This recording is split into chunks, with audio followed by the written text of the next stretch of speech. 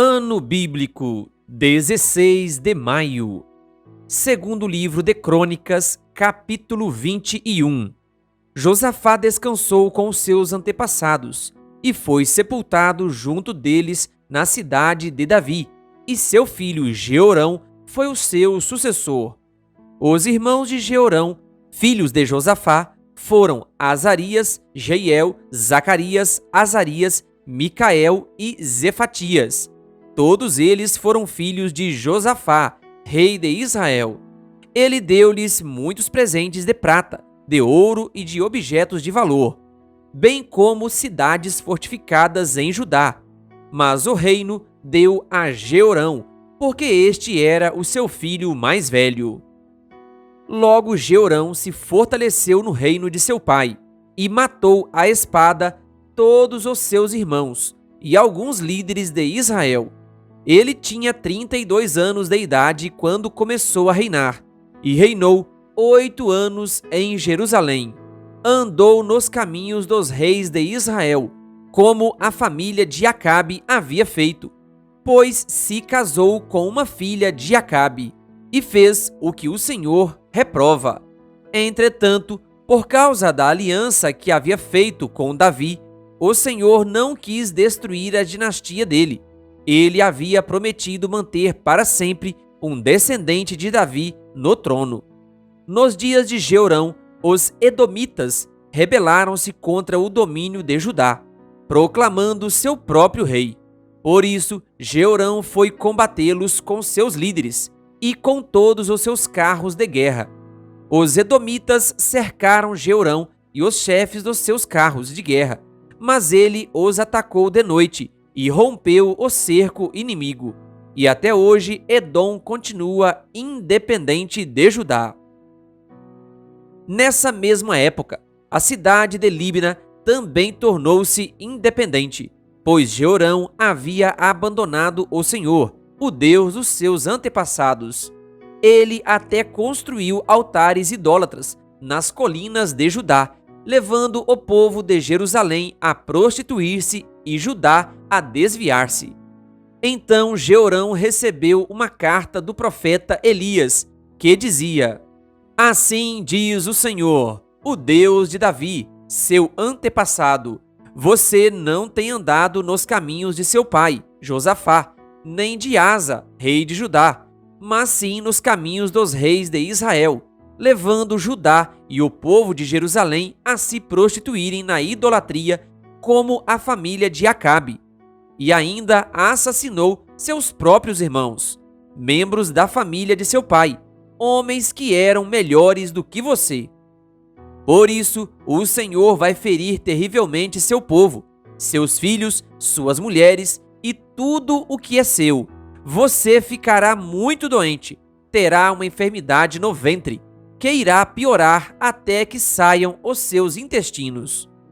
O Senhor despertou contra Jeorão a hostilidade dos filisteus e dos árabes que viviam perto dos etíopes. Eles atacaram o reino de Judá, invadiram-no e levaram todos os bens que encontraram no palácio do rei, e também suas famílias e seus filhos. Só ficou Acasias, o filho mais novo. Depois de tudo isso, o Senhor afligiu Jeorão com uma doença incurável nos intestinos. Algum tempo depois, ao fim do segundo ano, tanto se agravou a doença que os seus intestinos saíram, e ele morreu sofrendo dores horríveis. Seu povo não fez nenhuma fogueira em sua homenagem, como havia feito para os seus antepassados. Jeorão tinha 32 anos de idade quando começou a reinar, e reinou 8 anos em Jerusalém. Morreu sem que ninguém o lamentasse, e foi sepultado na cidade de Davi, mas não nos túmulos dos reis. Segundo livro de Crônicas, capítulo 22. O povo de Jerusalém proclamou Acasias, filho mais novo de Jeorão, rei em seu lugar, uma vez que as tropas que tinham vindo com os árabes mataram todos os outros filhos dele. Assim começou a reinar Acasias, filho de Jeorão, rei de Judá. Acasias tinha 22 anos de idade quando começou a reinar, e reinou 1 ano em Jerusalém. O nome de sua mãe era Atalia, neta de Onri. Ele também andou nos caminhos da família de Acabe, pois sua mãe lhe dava maus conselhos. Ele fez o que o Senhor reprova, como os membros da família de Acabe haviam feito, pois depois da morte de seu pai, eles se tornaram seus conselheiros, para sua ruína. Ele também seguiu o conselho deles, quando se aliou a Jorão, filho de Acabe, rei de Israel, e saiu à guerra contra Azael, rei da Síria, em Ramote-Gileade. Jorão foi ferido e voltou a Jezreel para recuperar-se dos ferimentos sofridos em Ramote, na batalha contra Azael, rei da Síria. Depois Acasias, rei de Judá, foi a Jezreel visitar Jorão, que se recuperava de seus ferimentos.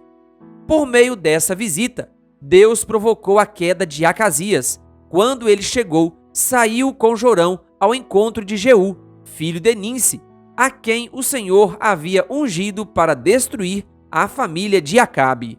Quando Jeú estava executando juízo sobre a família de Acabe, encontrou os líderes de Judá e os filhos dos parentes de Acasias, que o serviam, e os matou. Saiu então em busca de Acasias, e seus soldados o capturaram em Samaria, onde estava escondido.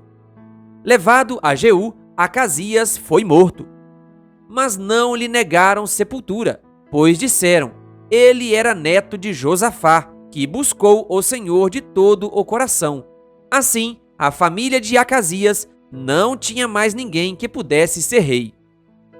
Quando Atalia, mãe de Acasias, soube que seu filho estava morto, mandou matar toda a família real de Judá. Mas Jeozeba, filha do rei Jeorão, pegou Joás, um dos filhos do rei Acasias, que iam ser assassinados, e o colocou num quarto, junto com a sua ama. Assim, Jeozeba, filha do rei Jeorão, mulher do sacerdote Joiada e irmã de Acasias, escondeu Joás de Atalia, de forma que ela não pôde matá-lo. 6 anos ele ficou escondido com elas, no templo de Deus, enquanto Atalia governava o país. Segundo livro de Crônicas, capítulo 23.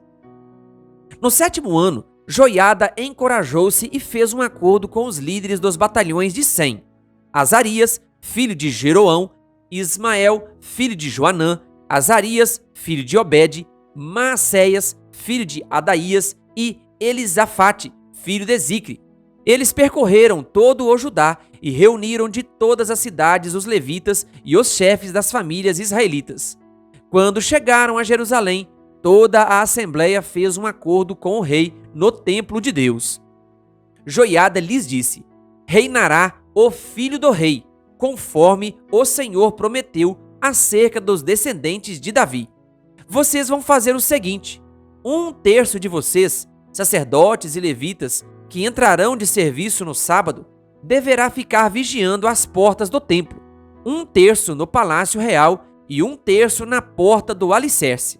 E todo o povo estará nos pátios do templo do Senhor. Ninguém deverá entrar no templo do Senhor, exceto os sacerdotes e os levitas de serviço. Estes podem entrar porque foram consagrados, mas o povo deverá observar o que o Senhor lhes determinou. Os levitas deverão posicionar-se em torno do rei, todos de arma na mão. Matem todo aquele que entrar no templo. Acompanhem o rei aonde quer que ele for. Os levitas e todos os homens de Judá fizeram como o sacerdote Joiada havia ordenado. Cada um levou seus soldados, tanto os que estavam entrando de serviço no sábado, como os que estavam saindo, pois o sacerdote Joiada não havia dispensado nenhuma das divisões. Então ele deu aos líderes dos batalhões de Sem as lanças e os escudos grandes e pequenos que haviam pertencido ao rei Davi e que estavam no templo de Davi. Posicionou todos os homens, cada um de arma na mão, em volta do rei, perto do altar e no templo, desde o lado sul até o lado norte do templo. Joiada e seus filhos trouxeram o filho do rei e o coroaram. Entregaram-lhe uma cópia da aliança e o proclamaram rei, ungindo e gritando: Viva o rei! Quando Atalia ouviu o barulho do povo correndo e aclamando o rei, foi ao templo do Senhor, onde estava o povo.